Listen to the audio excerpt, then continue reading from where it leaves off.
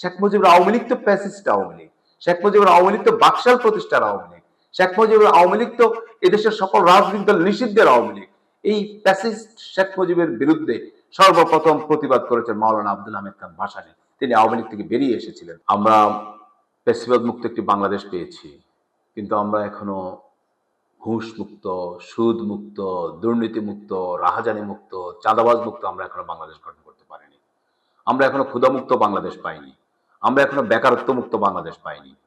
আমরা এই দ্বিতীয় স্বাধীনতাকে যদি অর্থবহ করতে হয়, তাহলে আগামীর বাংলাদেশ হবে সুদ, ঘুষ, সন্ত্রাস, রাহাজানি মুক্ত বাংলাদেশ। আগামীর বাংলাদেশ হবে বেকারত্ব মুক্ত বাংলাদেশ। আগামীর বাংলাদেশ হবে দারিদ্রতা এবং ক্ষুধামুক্ত বাংলাদেশ। সেই বাংলাদেশ গঠনের প্রক্রিয়ায়, সেই বাংলাদেশ গঠনের প্রচেষ্টায় সকলকে একসাথে কাজ করার উদাত্ত আহ্বান জানাচ্ছি।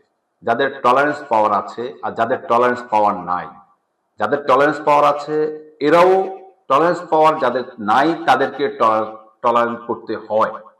এতে করে যেটা দেখা যায় সেটা হচ্ছে যাদের টলারেন্স পাওয়ার নাই তারা বিজয় লাভ করে, আর যাদের টলারেন্স পাওয়ার আছে তাদের টলারেন্স পাওয়ারটা এমন পর্যায়ে পৌঁছে যায় যে তারা শেষ পর্যন্ত পরাজিত হয়। এখানে বর্তমান সময়ে যে রিফাইন আওয়ামী লীগের কথা বলা হচ্ছে, আসলে এই ধরনের কোনো আওয়ামী লীগের অস্তিত্ব নেই। রিফাইন আওয়ামী লীগ নামে যাদেরকে সামনে আনতে চাচ্ছে তারা গত 17 বছর কি করেছেন এটা জাতি জানে, এটা সকলেই জানে। তারা ব্যবসা করেছে কার সাথে, বাণিজ্য করেছে কার সাথে, তারা কি প্রতিবাদ করেছে কখনো? তারা সে প্রতিবাদ করেনি।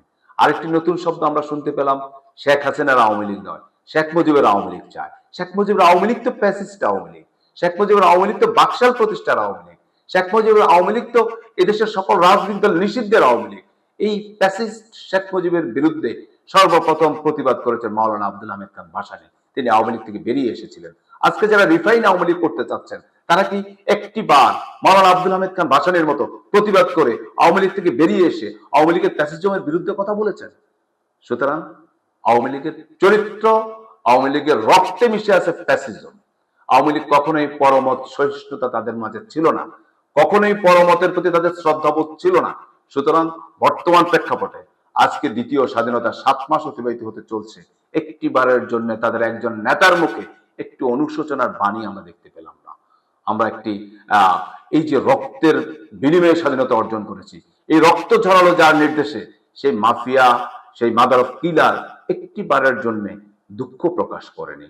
সুতরাং এতে বোঝাই যায় যে তারা সন্ত্রাসকে লালন করে, তারা রক্তপাতকে লালন করে, তারা প্যাসিজমকে লালন করে। আবার যদি তারা সুযোগ পায়, আবার যদি মাথা চাড়া দিয়ে ওঠে, তাহলে প্যাসিজম আবার প্রতিষ্ঠিত হয়, তাহলে এই বাংলাদেশটি আর আমাদের হাতে থাকবে না, বাংলাদেশটি আর বাংলাদেশের মানুষের হাতে থাকবে না। সুতরাং এই মুহূর্তে আমি মনে করি হিটলারের নাৎসি বাহিনীকে যেভাবে নিষিদ্ধ করা হয়েছে, বাংলাদেশের এই আওয়ামী লীগকেও সেভাবে নিষিদ্ধ করে তাদের এদেশের প্যাসিজমকে প্রতিষ্ঠার প্রচেষ্টাকে চিরতরে বন্ধ করে দেওয়া উচিত বলে